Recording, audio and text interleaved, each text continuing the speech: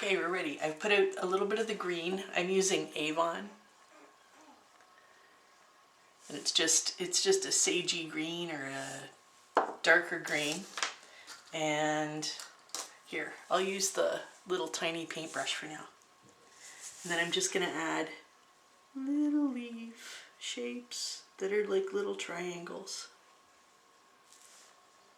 all over my nail.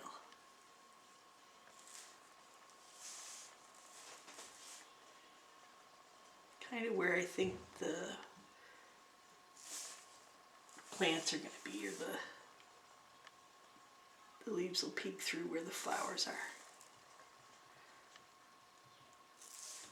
And it's nail polish, so it can come off. If there's you can't really make mistakes here, because you can take it right off again with nail polish remover. And there we go. I hope everybody's doing well. Man, I miss you guys like crazy. I can't even begin to tell you how terrible it is to come in here without anticipating a visit from one of you. And we're getting through. We're all okay. Our coughs are almost gone. They hung on for almost a month, maybe a little bit longer.